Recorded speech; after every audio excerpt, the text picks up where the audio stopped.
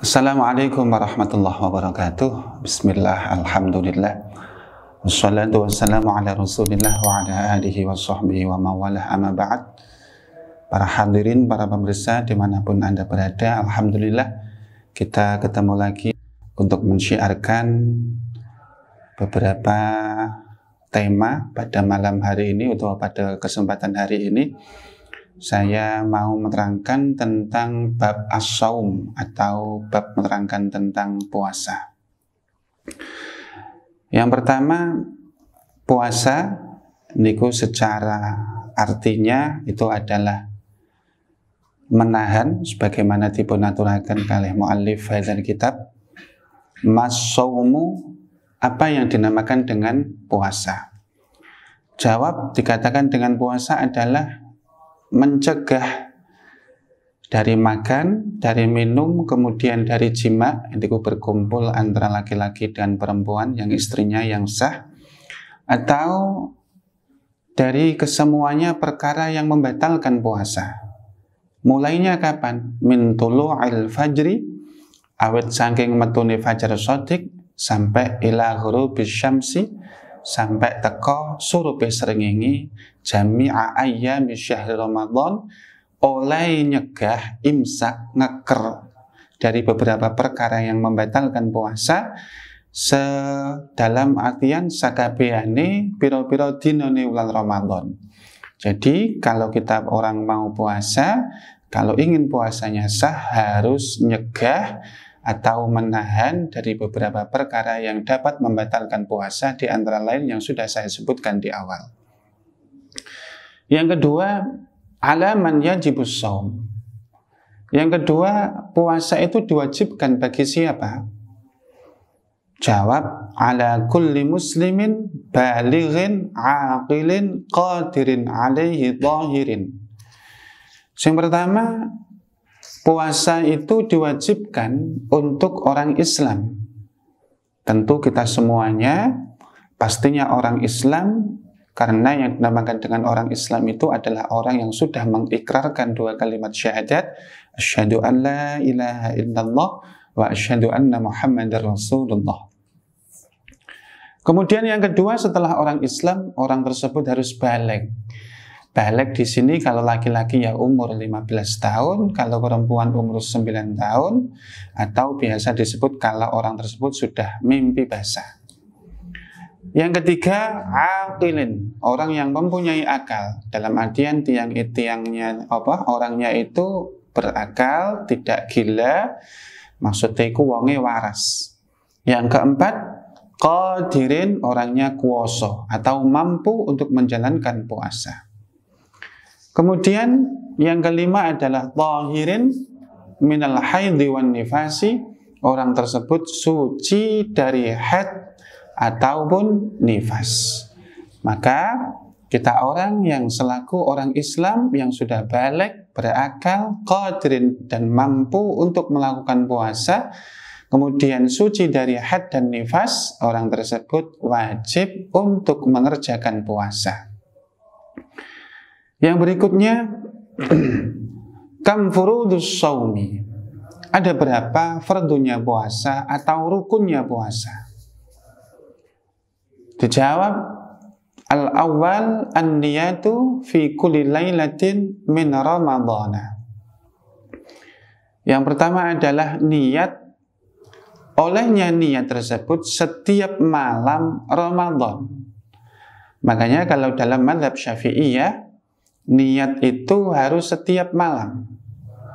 Kalau di edaran Lirboyo, biasanya untuk mengantisipasi ketika orang tersebut lupa untuk niat, maka salah satu solusinya atau caranya dijamak di awal.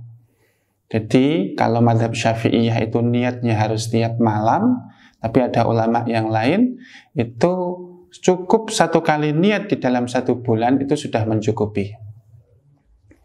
Yang kedua, asani, rukunnya atau fardunya puasa yang kedua adalah al-imsaku anil mufattirati, menahan atau bahasa Arabnya itu ngeker dari beberapa perkara yang dapat membatalkan puasa. Tadi di antara lain sudah saya sebutkan, beberapa di antara lain adalah makan dan minum, nanti keterangannya di bawah sini.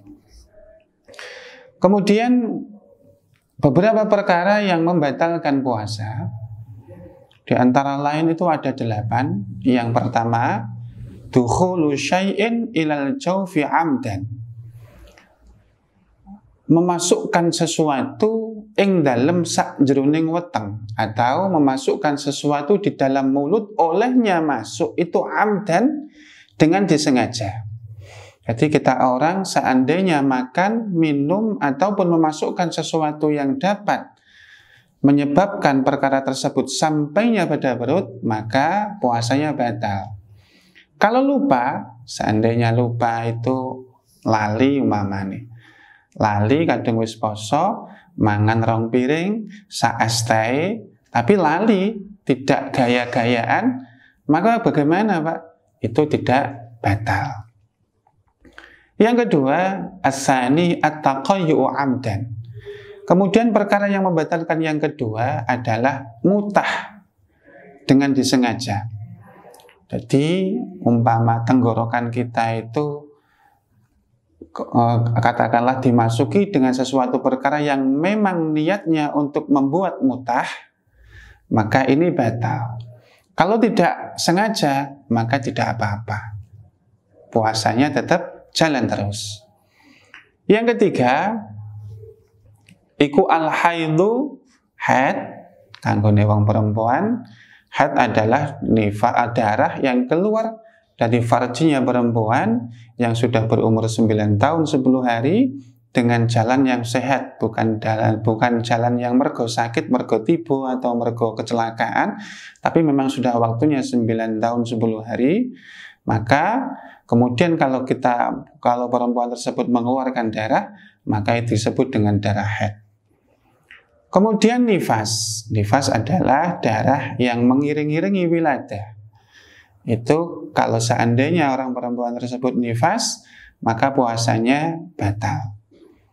Yang ke-9, ingzalul mani amdan, keluar mani utawa ngetokno mani amdan kelawan sejo. Jadi entah itu pakai dalan tangane dewi onani atau dalane tangane wong liya utawa bojone, apalagi sampai bukan sesuatu yang bukan mahramnya, maka di samping batal juga dosa. Pak, seandainya pakai pikiran bagaimana Pak? Seandainya itu nuwun sewu, kita lihat sesuatu yang berbau porno, kemudian kita itu nafsu banget sampai inzalul mani, maka ada ulama yang mengatakan bahwa kalau seandainya ingzalul mani itu pakai pandangan, pakai rasa, dalam artian niku mboten ada sentuhan, mergo pikiran, maka di situ tidak membatalkan puasa. Tapi kalau ingzalul mani amdan, keluar mani dengan cara disengaja, entah itu pakai tangannya sendiri atau pakai tangannya pasangannya, meskipun toh itu tangan istrinya, itu batal, lebih-lebih kalau bukan tangannya sendiri atau tangan istrinya. Kemudian yang ke-6, sesuatu perkara yang dapat membatalkan puasa adalah al-jima'u amdan. Jima, kumpul bojo, bersetubuh, senggama dengan disengaja. Kalau tidak disengaja ya no Bapak, ya perkara niku nek gak disengaja ya gak ana hukum. Sami kalih wong sing lali puasa, kalau kita sahwan, lali, kita makan, ya tidak batal. Kemudian yang ke-7 adalah ar-riddatu murtad. Kenapa kok murtad itu dapat membatalkan puasa? Karena dawuh Gusti Allah, ya ayyuhalladzina amanu kutiba alaikumussyam. Karena memang yang diwajibkan puasa adalah orang Islam. Jadi kalau bukan dia orang Islam kok puasa, otomatis puasanya batal. Dan yang terakhir, as-saminu, perkara yang dapat membatalkan puasa adalah al-jununu wong sing edan, junun, gendeng. Maka dari kedelapan perkara ini tadi, kok seandainya dilakukan dengan sengaja, entah itu makan atau mutah dengan disengaja, haid, nifas, kemudian ingzalul mani amdan, mengeluarkan mani secara sengaja, kemudian berkumpul sama istri, jima maksudnya dengan sengaja, kemudian riddah murtad, kemudian junun, gendeng, gila, itu semuanya dapat membatalkan puasa. Yang terakhir, karena ini waktunya terbatas, ini perlu saya sampaikan, ada beberapa pertanyaan via WA, meskipun toh di sini tidak ada hubungannya dengan puasa, tapi perlu saya sampaikan juga. Assalamualaikum. Waalaikumsalam. Bersolawat tanpa tahu artinya apa mendapatkan pahala? Ini ada pertanyaan yang masuk. Kalau kita orang bersolawat kepada Nabi Muhammad SAW pakai redaksi apapun yang tidak tahu artinya, apakah mendapatkan pahala? Nah, dijawab di dalam kitab Fawaidul Mukhtarah, Syekh Abdul Wahab Asy-Sya'rani meriwayatkan bahwa Abul Mawahib Asy-Syadzili berkata, "Ra'aitu Sayyidal Alamin sallallahu alaihi wasallam faqalat faqultu ya Rasulullah salatullahi asran liman shalla 'alaika marratan wahidatan hadzalika liman hadiral qalba." Aku pernah bermimpi bertemu dengan Rasulullah sallallahu alaihi wasallam, kemudian aku bertanya, ada hadis yang menjelaskan 10 rahmat Allah diberikan bagi orang yang berkenan membaca sholawat. Apakah dengan syarat saat membacanya harus hati hadir atau memahami artinya? Nah, tanyanya itu, kalau kita orang bersolawat kepada Nabi, apa kita itu harus khusyuk, hadir hatinya, kemudian tahu artinya juga? Dijawab, qala la, bal huwa likulli musallin aliyya walau ghafilan. Kemudian Kanjeng Nabi menjawab, qala, bukan atau mboten, bahkan itu diberikan bagi siapa saja yang membaca sholawat meski tidak paham arti sholawat yang ia baca.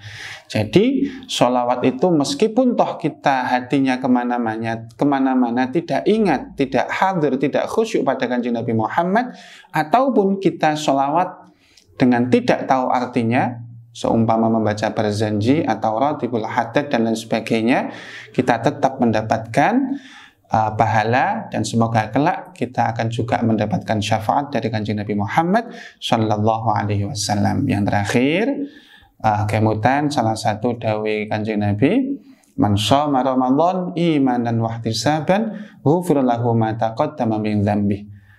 Maka dari itu, barang siapa yang puasa karena Allah, olehnya puasa ini memang benar-benar karena Allah dan mencari ridhonya Allah, maka orang tersebut akan diampuni dosanya oleh Allah Subhanahu wa taala. Semoga puasa atau Ramadan pada kesempatan kali ini bisa menjadikan kita hamba yang lebih dekat pada Allah Subhanahu wa taala, dan semoga puasa kita dipun terima oleh Allah Subhanahu wa taala. Kalau mewakili tim, apabila ada beberapa kesalahan haliyah, maqaliyah, fi'liyah, mohon maaf yang sebesar-besarnya. Saking Allah, wallahul muwaffiq ila aqwamit thariq, wal 'afu minkum. Assalamualaikum warahmatullahi wabarakatuh.